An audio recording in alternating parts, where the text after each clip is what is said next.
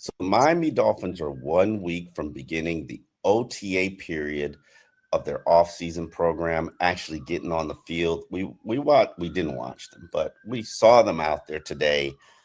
It's very interesting to see football players without helmets, but that's what the Dolphins are doing at this present phase. And we had the opportunity to talk to the offensive and defensive coaches of each unit this week. And on this week's episode of Dolphins in Depth, Omar Kelly, Miami Herald columnist, and Isaiah Smalls are going to break down what we learned and what was said. Isaiah, let's start in particular with some of the defensive coaches, because that's what we really talked to today. I think it's very interesting that some of the assignments have changed for some of these defensive coaches, particularly Joe Barry. He's no longer an inside linebacker coach. He's a run game coordinator. We got Austin Clark, who is now was always a defensive line coach, but now he gets the edge players incorporated into his unit. That's new for us. This team wants to be a physical team. They want to create an identity using physicality. That's supposed to be the calling card. Versatility and physicality, supposed to be the calling card of Jeff Hafley's era. Do you think that they have the playmakers and the talents to do it?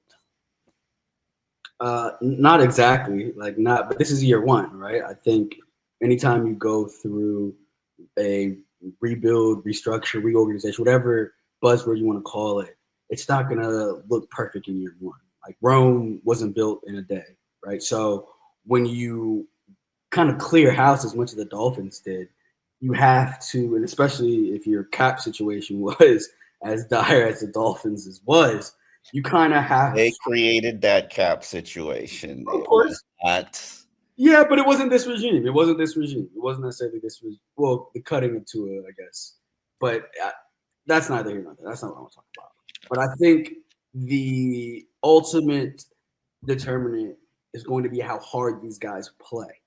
I think if you look at the roster right now, it's easy to just chalk this up to a 2-win team, right? Like that's just solely just looking up at the roster, not seeing how they play. 2, 3, 4 wins, not a lot, right? But at the same time, what Hafley, what Doug, and what all these guys keep talking about is creating this identity that you talk about. So we won't know until they put the pads on and they start hitting. Because to me, it's easy to say, oh, we want to be physical, oh, we want to be fast. All these things that coaches say, it's easy to say it, but when you get out on the field, what does it look like? And to me, Chris Perkins and I from the South Florida Sun-Sentinel were having this conversation over the last couple of days. For us, it's not going to be wins and losses on this, to me at least. I'm not really going to be evaluating this team off of wins and losses because just looking at the roster alone, this is going to be a losing team. For me, it's going to be about how hard they play. Can you keep certain games close? Can you hold a Josh Allen? Because again, think about it, defensive mind, Jeff Hafley. Can you hold Josh Allen to the standard that was set by the last time you faced him? You turned him all over a few times. To me, I want to see how they play against the upper echelon of both of the NFC and AFC, because that to me is going to be the ultimate determinant. It's not going to be wins and losses. It's going to be how hard these guys play. Yeah, last I recall, Tua beat Josh Allen, or Tua the Miami Dolphins. Tua's Miami Dolphins beat Josh Allen. Yeah, Tua's Miami Dolphins beat Josh Allen. It was a defense. Defense definitely beat him. It's funny that you say that. I kind of disagree with you, especially when you say they're a 2-win team. I'm sorry. There are no 2-win teams in the NFL. If you win 2 games, you intentionally try to win 2 games. Yeah. Don't think about it. Think about it. Everybody's about a 5-win team. The NFL is built for you to be middle of the pack. Everybody is going to win between 5 and 7 games. It's the upper echelon teams that put together 8+ wins, and then the intentionally bad teams that lose 4 to 2 games. I don't know. A lot of these players, we're projecting a lot on the rookies, and I found today's conversation very, very interesting because a lot of coaches were like, oh man, we were forced to play these young players last year, and now we're going to benefit from, the sacrifices that we made and the seeds that were planted and all these little, basically we shouldn't have been playing rookies, but we were. Well, what the hell is 2026 going to be about? We doing it all over again. And obviously you're going to take your lumps from it, and that's one thing when I say Dolphin fans get all in their feelings when I tell them you can't play. You can't coach 13 rookies. I've been here doing this for 20 years. It's impossible. Like it's impossible. You couldn't even coach 8 rookies last year because Dante Trader should have been playing and should have been starting, but for some reason you felt like you couldn't trust him to do that. So don't sit it. EJ Biggers. Tell me why he wasn't playing. You can't.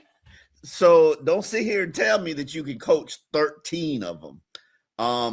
But they blamed a lot of the losses and a lot of the struggles on the rookies. So what are you going to be blaming them on this year? I have no clue. To be honest with you, because you can blame it on the rookies again, but and it's convenient. It's very convenient for them to blame it on the rookies last year because one, that regime is obviously gone, so it's not like they're answering to anybody. But then at the same time, you still have some of these guys right on your team, and so for you to blame them last year, it's going to be really interesting to see this year if they've taken that necessary jump to really affect winning. Because, to that end, we talked to Austin Clark today. My question for him was, how will you determine success for those 3 rookies? That were 3 guys that were rookies last year, in Biggers, Phillips, and Grant. And he said winning.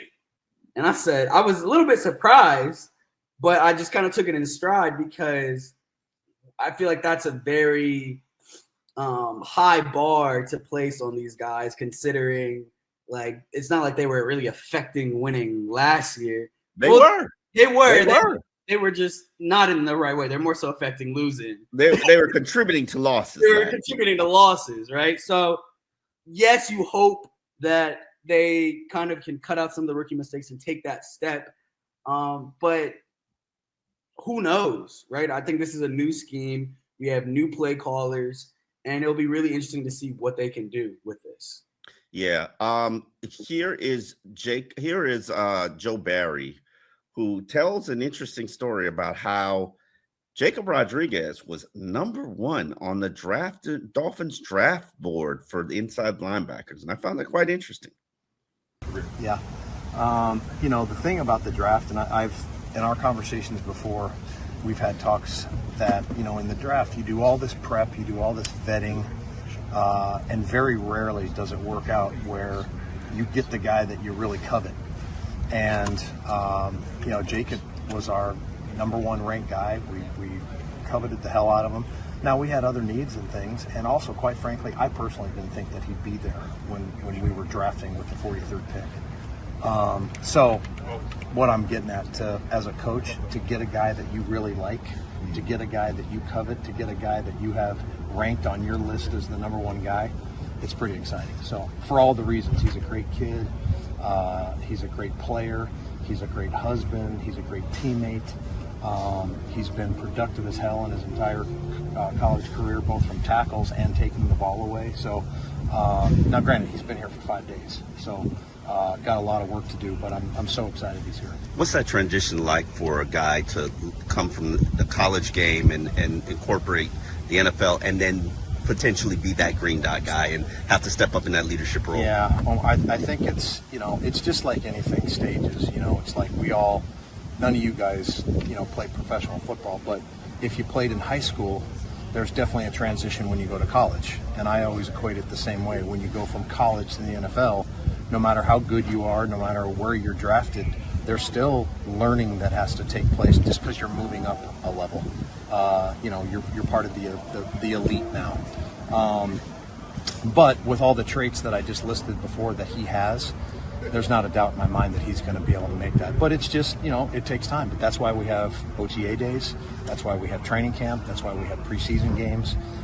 So it obviously is a process, but it's a process that we feel great about this kid being able to have.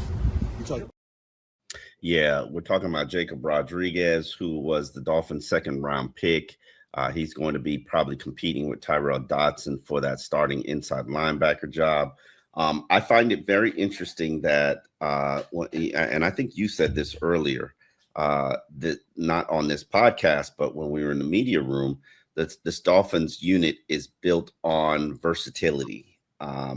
So many guys are being asked to do so many different things.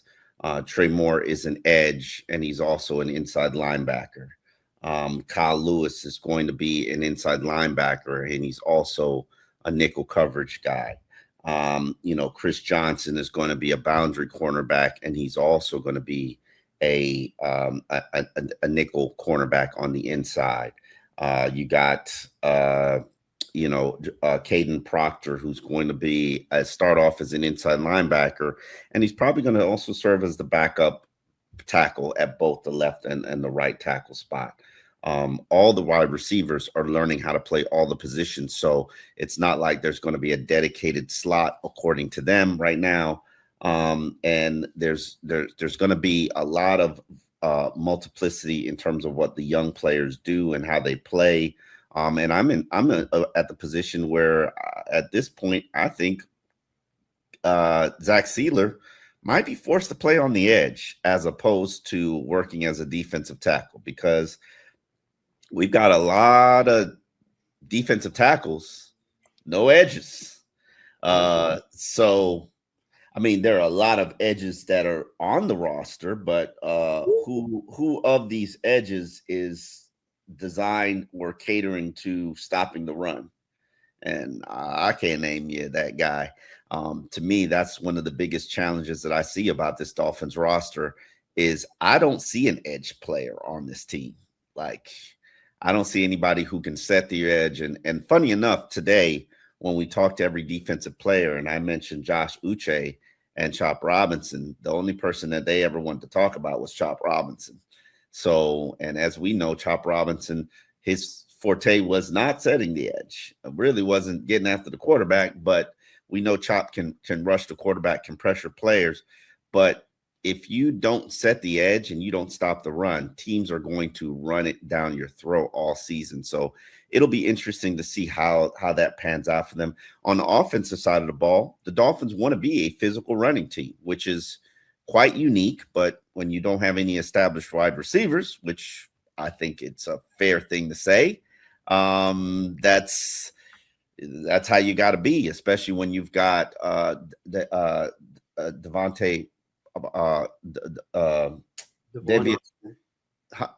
Achane, not Devontae, Devon Achane. I've got a lot of D's on my mind. That's a weird thing to say. That's yeah. Yeah. Okay. Yeah. All right then. Okay. All right, Devon Achane, who is not in OTA session. I doubt he's going to be here next week. It'll be interesting. I'm of the opinion that I don't expect Devon Achane to be here or be around until you show me the money.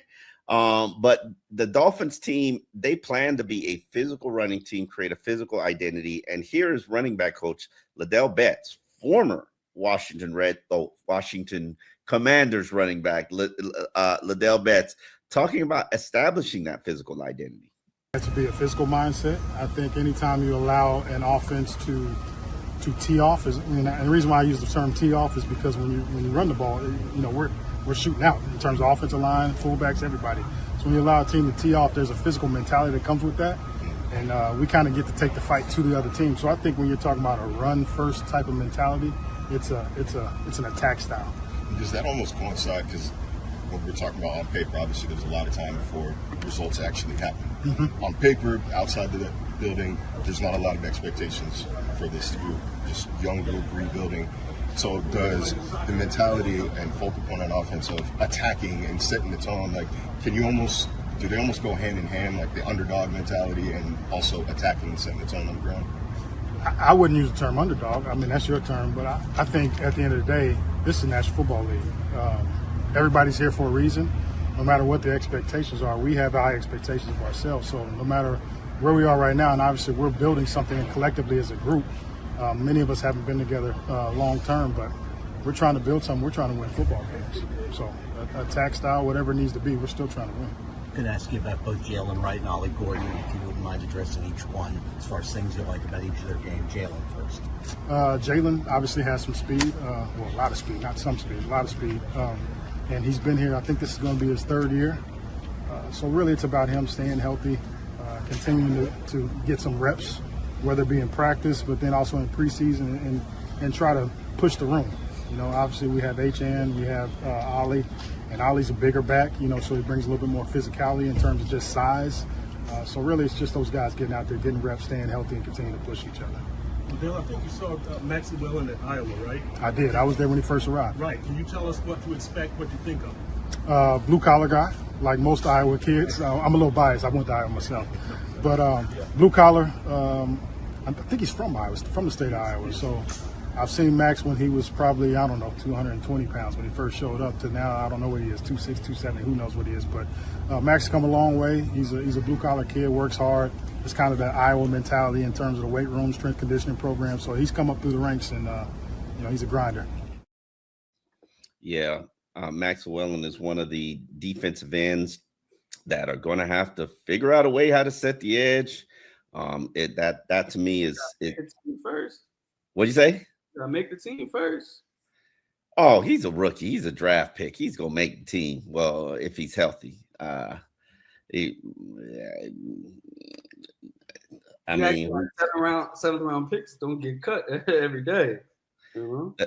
That is true. Seventh round picks do get cut not every day, but do get cut. But I think right now he's probably one of the bigger edge players on the team, 6'5", 263.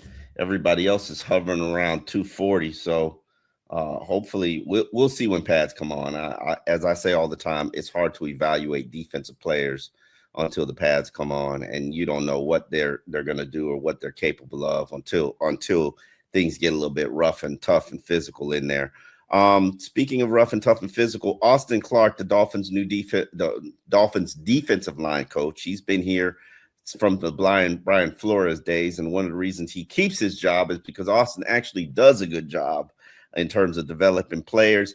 And he talked about the process of developing players and taking it to the next level. And he actually brings up a very interesting name that compares it to this entire 2026 roster. Speak to coaching a bunch of different guys throughout the years. It takes some players a little longer than others. I'm more focused on this year, but last year those guys were thrust into a lot of snaps just by necessity, which does help you at this point now because they've played a lot. But ultimately what they did last year, playing those snaps, means nothing if they don't put in the work to get the technique and fundamentals of this system. I think they're doing a good job so far. What does success look like in year two for those three guys? The team winning, period, point blank. That to me is the mindset that those guys need to have. Now in terms of like personal goals and things like that, I think pad leverage, effort, block release, and affecting the quarterback. If we can tie all those together, we're going to have what we want. Awesome. And I'm saying this as just respectfully as bottoming to insult the team. Apart from maybe Jordan Brooks or Zach Sealer, a lot of the casual name brand recognition seems to be gone from this defense. How can unproven players like the second year guys like your rookies, how can they respond without the star power that we've seen from the Dolphins in years past? I would say that I don't know about star power and what people, it's about what people in the building think. But I guess the easiest way I could tell you is the fact that you just said Zach Sealer is like a star power to you. I think we can all agree there was a time where he wasn't, and I think ultimately as a coach, you got to develop guys. And that's what I'm trying to do, and I know that's what Jeff wants to do, is we need to develop these players we have. And I think ultimately that one day they'll turn into those guys that somebody deems stars, but whatever it takes, whatever their role may be to help the team win and the scheme win. I don't mean that in a negative way, but I don't think anybody was talking about Zach Sealer when he got cut twice and showed up here. You know what I mean? So, let's develop the guys we got. I believe in the guys we got, and I'm fired up to work with them. Yeah, this is a roster where everybody is. Everybody has something to prove. Whether you're Malik Willis or Devon Achane, Greg Dulcich. You can be Dulcich. You could be the rookie defensive tackles, whether you're Kenneth Grant or Jordan Phillips or Zeke Biggers. Josh Uche, think about it. 7-year veteran, multi-year starter, but he's also a 6'3", 226-pound edge player. Yeah, 200. I said 226 pounds, sir. Yeah. Did you catch that? Did you catch that? That's kind of small. Yeah, I haven't seen him in person, but when I looked at that weight, I was just like, edge player at 226 pounds. Even from guys from Juju Brents to Dante Trader to Chris Johnson to Ethan Bonner, Storm Duck. A lot of people on this roster have plenty to prove. This is about Tutu Atwell's, Jalen Tolbert, guys who've been passed over for starting jobs by teams that had rookies emerge or free agents come in and take their jobs, take their roles, to Lonnie Johnson Jr., former second-round pick that a team gave up on, and eventually he had to bounce around the league as opportunity. Do you know that there are a lot of second-round picks on this team? There are. I noticed that. Yeah, you should do a story about that. Yeah, I might need to do that because you mentioned Juju. Obviously, was a second-round pick, and to me, he's a guy that has a lot to prove as well. Just considering, that it was a small sample size, but last year he looked pretty solid in those games. In those 2 games. And if people might debate me on this, but even I think it might have been sometime in the weeks prior to that, he had a few nickel snaps that I thought looked pretty solid as well. And it was definitely better than Jason Marshall Jr. So I was like, okay. Jason Marshall Jr. always got to catch a straight when it comes to you. It's not even that. It's not even him. And I've told him this. For me, I never understood why they played him out of position. I do understand it. It was need, right? When you lose Cater, Artie Burns, when you lose all these guys, it's such a small time. They didn't lose Cater. They did lose Cater at that time. Yeah, they lost Cater and Artie Burns within a few days, the first couple of days of training camp. So, those were going to be your 2 guys that would likely play in the nickel. And so now you got to just throw stuff. Then they lost Cornell Armstrong. Armstrong. They cut old dude from Cincinnati who was playing that you said was trash, but I forget his name. Yeah. Old dude. I can see his face in my head. Yeah. I told you he wasn't going to make the roster. I didn't get it. I was so confused. Corner. Hold on. Now I got to look it up. Yeah. But yeah, there are so many players on this team that are second-round picks that have the opportunity to reestablish. Even Tutu Atwell, one guy, Terrence Marshall Jr., who was brought up to me by the wide receiver coach. He singled him out, and he was just like, we need his physicality and his toughness on this team. And he singled him out as one of the guys who's leading the pack in terms of being a veteran leadership. And I had to look it up, and I was just like, damn, bro was a former second-round pick, 5-year veteran in the league. Obviously, things didn't pan out for him. And there are a number of reasons why things don't pan out for a guy, whether it be Lonnie Johnson's a perfect example of this. He was a starter in Houston. He obviously wasn't killing it, but ultimately an injury surfaced. A young player, I think it was Petrie, stepped in, started playing well, and then all of a sudden, bye-bye, Lonnie. See you later. That's the reality of the NFL, though. That's true. That next man up thing it's not just a mentality, but it also shows how fragile these starting spots can be, because you might have a dog. I mean, obviously everyone knows the story about Tom Brady. That it happens more often. Who is the quarterback that Tom Brady replaced? Drew Bledsoe. It's just it just happens. One day you think you're going to be the guy, You step on a twig, hurt your knee, go down, then all of a sudden the real guy steps in, and it's just. I'm not sure. We know Devon Achane as Devon Achane if Mostert doesn't break his ribs in the beginning of the season. If he doesn't break his ribs and start dropping the ball the way he did. Yeah, 100%. 2025, absolutely. And then all of a sudden Devon Achane shows up and he did set an NFL record for yards per carry in his rookie season. Yeah. But hell, Devon Achane was behind Savon Ahmed all the training camp. Nobody remembers that name, but you gotta seize the opportunity when it presents itself. And sometimes that's what separates the Tutu Atwells from the Devon Achanes, because Achane, when that opportunity presented itself, he took off. He made it happen. Tutu Atwell, it never happened. Jalen Tolbert, it never happened. Lonnie Johnson, it never happened. And now a lot of these guys get a second opportunity. But I will say the two things that always factor into how teams and rosters pan out is perfect example, the Jacob Rodirguez, Tyrell Dodson, which is going to be one of the most interesting position battles for me, because Tyrell ain't giving that job up. It ain't going to be easy. This is a guy who in his first media availability with us said that he's going to be a Hall of Famer. Follow that up by saying, I don't know how I'm going to do it, but I just know that I'm going to do it. So there's no way, if you think that he's going to be like, oh yeah, Jacob Rodriguez, second round pick, best linebacker in college football last year. Oh, here you go. Yeah, no, not at all. There's no way. Absolutely. But that also means Tyrell, who is in his 30s, I believe, you can't take a day off. You can't have a hamstring or a strained calf or a little bit of knee soreness and then take that day off and give that young rookie opportunity in a window to show that, hey, I belong here.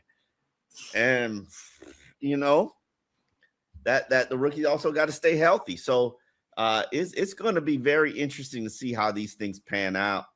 Another example, you know how I feel about my guy Zeke Biggers. Zeke Biggers, what drove him was the fact that you playing these other two rookies.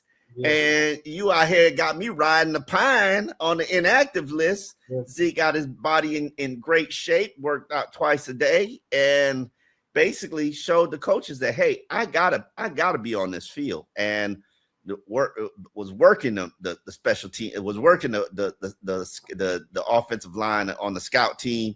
Mm-hmm. And eventually they was like, this guy got to play. And he showed up when he did play. So very interesting to see some of the things that about how these things are going to have to pan out. Let's get to some of the news about this roster. Running backs, Devon Achane, not here, wants his money. Probably won't show up till he gets his money. We've got Le'Veon Moss, a running back who was an undrafted rookie from Texas A&M, retired earlier this week. The Dolphins signed fullback DJ Herman. It'll be interesting to see how that plays out. He's a rookie from San Diego State that got on the roster as a tryout player. Chris Bell, last week we saw him at rookie minicamp. He's not healthy enough to participate in practice, but he looks like he's 5 months away from an ACL repair. More than likely he's going to be in training camp on the PUP. We got offense. He's closer to 7 months. So that was in November. No. He was 5 months, late November. So he's December. Yeah, actually. Yeah, he's closer to 7 months. Okay. We'll see. I remember him saying on draft day he was 4.5 months into. Oh, okay. We have what's his name? Kadyn Proctor is going to be beginning the process at guard. They said that they talked to him during the draft process, and they said that this is our vision for you year one, and we'll eventually progress and move you out to tackle eventually. We've got Jonah Savainaea moving Wait, before you move off of that, I think what they said specifically about Proctor is that he's a guy that belongs on the left side. Which is going to be interesting because there's a guy by the name of Patrick Paul who played pretty well on the left side as a first-year starter last year. So we shall see how that. You gonna pry that left tackle spot off his dead cold fingers. I feel you. I wouldn't move if I was him, but hell no. You gonna have listen, the way Patrick Paul and I'm a big Patrick Paul fan, and I think these coaches will see it when they get to the padded portions of practice. You'll see the best of what Patrick Paul brings to the table. The offensive line coach said basically Aaron Brewer is the leader of his unit. He's the standard setter. Aaron has stepped up from a leadership standpoint. Obviously, it's funny. We talked about Jordan Brooks, and Jordan Brooks was it was asked. I believe it was Joe Shad who asked the question: if Jordan Brooks is still here, and Joe Barry was basically like, "Where's he going?" I don't. He ain't going nowhere. Like, if I'm Joe Barry, I'm keeping that same energy. Yeah. Like where is he going? You tell me. Tell me. He ain't going nowhere. And then we've got the news. It was very interesting to hear what some of the secondary coaches, and you talked to them, had to say about their vision for the secondary and some of these young players. What did you learn about that unit? A few things. Primarily that Chris Johnson might be used both inside and outside, something that I don't know if I'm the biggest fan of. If he's your best guy on the inside, then who else gonna play nickel? But that's my thing. Like that was my issue coming into the draft. Like they didn't have a nickel. I thought they would have to find one, and I don't think they did. They took one in the first round. I guess so. My issue with that, and that, as I was telling Perk this earlier, I don't like having your best cover guy being on the inside, because the better receivers in this league are on the outside. Okay. And so I want best on best, to be honest.